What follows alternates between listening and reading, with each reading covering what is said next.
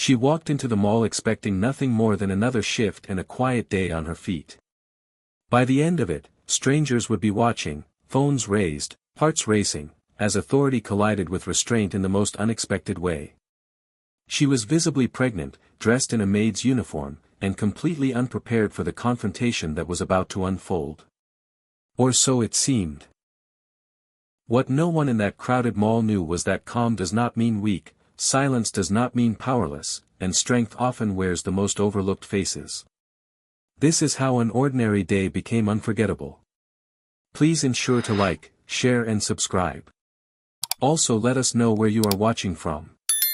The mall was already full by midday, breathing with the steady rhythm of people moving through it. Conversations overlapped, music drifted from hidden speakers, and footsteps echoed against polished floors. It was the kind of place where everyone felt anonymous and protected at the same time, a shared space built on routine and trust. People expected nothing more than errands and distractions, and that expectation made the environment feel safe. Among the crowd was a woman most people barely noticed. She wore a modest uniform and moved carefully, her pace slower than those rushing past her. Her pregnancy was advanced, the gentle curve of her belly making every step deliberate. One hand occasionally rested against her side, not from pain but from awareness. She carried herself with quiet focus, alert without appearing anxious, protective without drawing attention. She worked methodically, wiping surfaces, adjusting misplaced items, stepping aside to let others pass. No one stopped to look. That was normal. Service workers often exist at the edges of public attention, visible only when something interrupts comfort. She blended into the background, not because she lacked presence, but because the world around her had learned not to see her. The mall felt neutral, orderly, predictable. Uniforms represented safety. Authority was assumed to be fair. Pregnancy was expected to invite care. All of it rested on unspoken rules that people rarely question until they fail. A voice broke the rhythm. It was sharp, sudden, louder than the surrounding noise. She turned, surprised, trying to understand what had been said. Confusion crossed her face before fear ever could. Her hands remained open, her posture calm. She did not argue. She did not challenge. She simply tried to process why attention had found her at all. People nearby sensed the shift. Conversations paused. Footsteps slowed. A few heads turned, curiosity mixing with concern. The noise of the mall continued, but the space around her felt tighter, as if the air itself had grown heavier. Authority stood in front of her now, rigid and unquestioning. Assumptions moved faster than explanation. No one asked her name. No one asked what she was doing. The presence of power filled the silence, leaving little room for context. She felt it immediately, the change in energy. Instinct guided her before thought did. Her body angled slightly, not away, but inward, toward the life she carried. Her breathing steadied. She focused on balance, on remaining upright, on staying composed. Calm became her shield. What made the moment unsettling was not volume or violence, but expectation. This was not a dark alley or an empty street. This was a public place built for comfort. Yet vulnerability had surfaced in the open, witnessed by strangers who were unsure whether to intervene or disappear. Phones lifted hesitantly. Eyes watched without meeting hers. Silence spread, not from shock, but from uncertainty.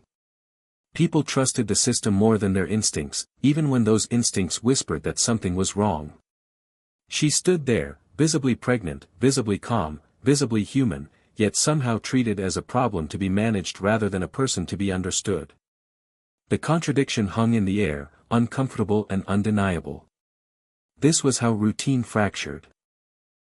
Not with chaos, but with misjudgment. Not with danger announced, but with restraint withheld. A simple day became a test of character, authority, and perception in a matter of seconds. And as the moment stretched, one truth became clear. Safety is not guaranteed by walls, crowds, or uniforms.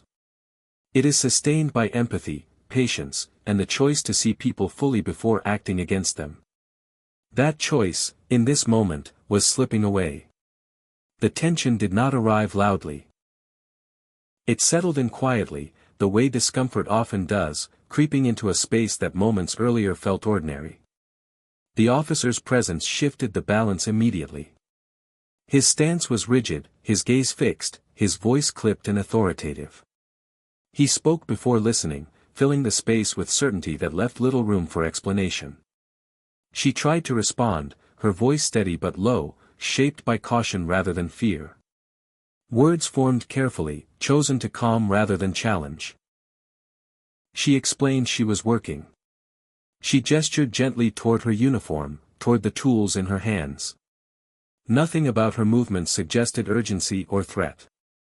Still, the tension thickened. Assumptions hardened faster than understanding. Each command came sharper than the last, louder, more insistent. The mall's background noise seemed to dull in response, as if the space itself recognized the shift. Nearby conversations faded. Footsteps slowed. People began watching openly now, drawn not by drama but by the unmistakable feeling that something was unraveling. She felt eyes on her, felt judgment moving through the crowd without words.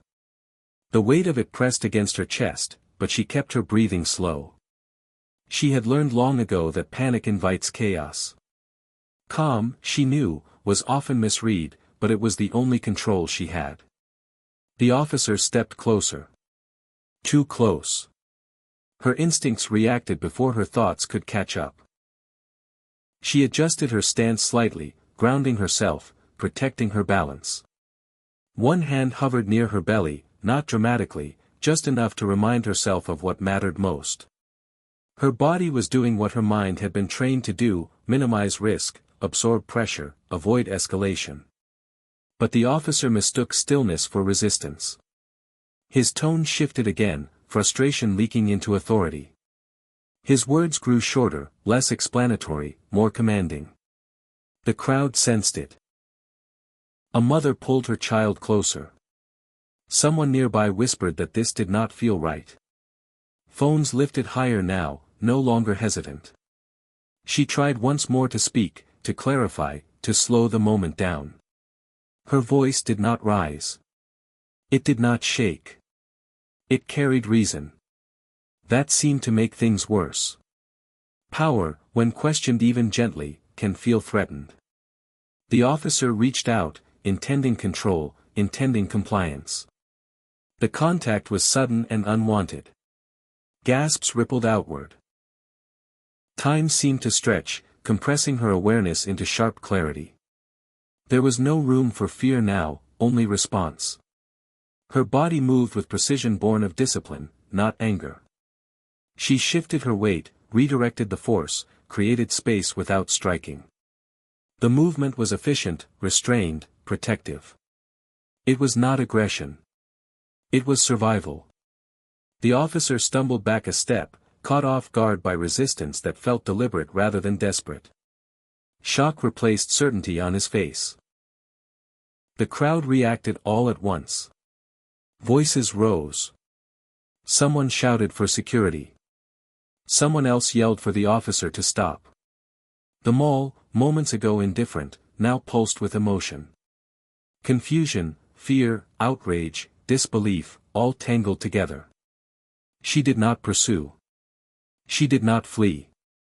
She stood where she was, breathing steady, one hand now firmly against her belly. Her focus was inward again, checking herself, grounding herself, ensuring the life she carried was safe. Her face showed control, not triumph. That restraint unsettled people more than violence would have.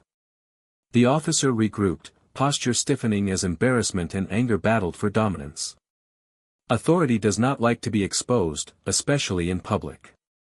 Especially when the person standing calmly in front of it does not fit the narrative of threat. Security arrived, voices overlapping, hands raised in placating gestures. The space filled quickly, yet the tension did not immediately break. Too many questions hung unanswered. Too many people had seen too much. She spoke only when asked, and even then, briefly. She requested medical attention, not out of panic, but precaution. Her tone remained respectful, controlled. It contrasted sharply with the chaos around her, making the imbalance impossible to ignore. Witnesses began to speak up. What they saw. What they heard. What did not make sense. The crowd, once silent, found its voice. In that moment, the confrontation stopped being about a single misunderstanding. It became about how easily authority can overreach, how quickly vulnerability can be overlooked, and how restraint can come from the place least expected. The mall did not feel the same anymore. The illusion of neutrality had cracked. What remained was the uncomfortable truth that power, when unchecked, can mistake calm for defiance and presence for threat. And she stood there, visibly pregnant, visibly composed, holding her ground without raising a fist or a voice, proving that strength does not always announce itself. Sometimes, it simply refuses to break. The moment after the struggle felt suspended, as if the air itself needed time to recover. Sound returned in fragments. A child crying somewhere nearby. Shoes scuffing against tile. Voices overlapping, uncertain where to land. The woman remained still, centered in the chaos, her body angled protectively, her breathing measured and slow. Her heart was steady, not because she lacked fear, but because she knew how to manage it. Fear, when acknowledged, could be controlled. She had learned that long before this day, in places far less forgiving than a shopping mall. Training lived quietly inside her, not as aggression, but as awareness. It guided her now, reminding her to assess before reacting, to protect without provoking. She checked herself in small ways that no one else noticed. A shift of weight. A careful breath. A subtle hand pressed against her belly. Relief followed. The baby was safe. That knowledge grounded her more firmly than anything else could. Around her, the crowd buzzed with reaction. Some people spoke at once, voices sharp with disbelief.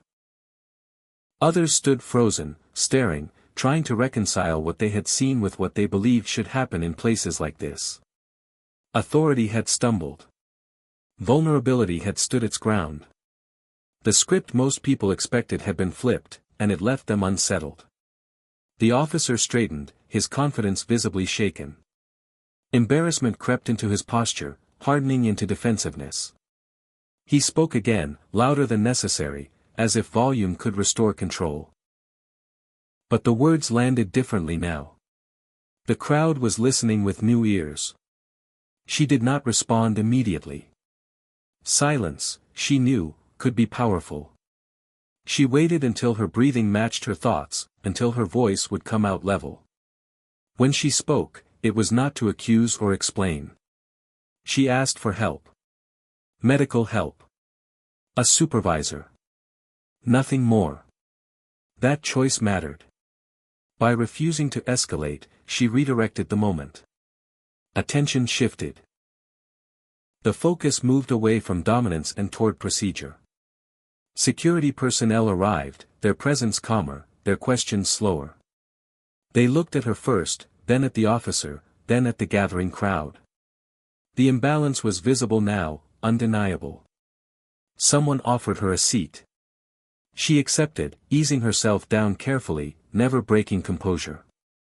The simple act of sitting, of prioritizing her condition, reframed everything.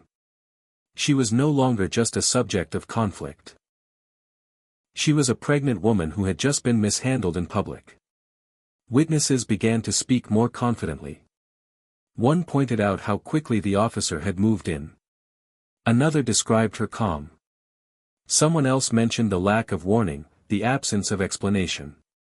Each voice added weight, shaping a narrative that no longer belonged to authority alone. She listened without interrupting, eyes lowered, hands folded protectively. There was no satisfaction in being right. There was only relief that the moment had paused before becoming something worse. When asked to identify herself, she answered plainly. Name. Occupation. Former Marine. Honorably discharged. The words landed with quiet force. The space shifted again, this time inward. People reassessed her posture, her restraint, her precision. What had seemed surprising moments earlier now made sense. Discipline explained calm. Training explained control. Strength explained restraint. She did not elaborate. She did not list achievements or recount service. Her past was not a weapon to be used. It was simply a fact. One that reframed assumptions without needing defense. The officer said less after that. Medical staff arrived, checking her vitals, asking gentle questions. She responded clearly, cooperatively. The baby's heartbeat was steady. The relief on her face was subtle but unmistakable. For the first time since the confrontation began, some tension drained from the space. The crowd slowly dispersed, though many lingered longer than necessary, reluctant to return to normal as if nothing had happened. Phones lowered. Conversations resumed, quieter now. The mall attempted to reset itself, but something had changed. She was escorted to a private area, not as a suspect, but as someone who deserved care. The distinction mattered. It echoed long after the doors closed behind her. What remained outside was reflection. People replayed the moment in their minds, questioning how easily assumptions had taken hold, how quickly authority had acted without understanding. The image of a pregnant woman maintaining composure under pressure stayed with them, challenging what strength looked like. For her, the moment was already settling into something else. Not a victory. Not a story to tell. Just an experience survived with dignity intact. She had protected what mattered. She had not compromised her values. That was enough. And though the mall would soon return to noise and movement, the lesson lingered quietly. True power does not need to dominate. True strength does not need to announce itself. Sometimes, it simply remains steady while everything else loses balance. If you enjoyed this story, ensure to like, share and subscribe for more amazing, heartfelt stories like this. Also let us know where you are watching from, and drop your thoughts in the comments. What did you think about the nurse, the calm and resilient pregnant maid, and Officer Reynolds, whose assumptions changed everything in a single moment? Did Amara's restraint and strength surprise you, or did it inspire you? Your voice matters here. Join the conversation, share this story with someone who needs to hear it, and help us spotlight moments that challenge power, prejudice, and perception. Together, we keep these stories alive and meaningful.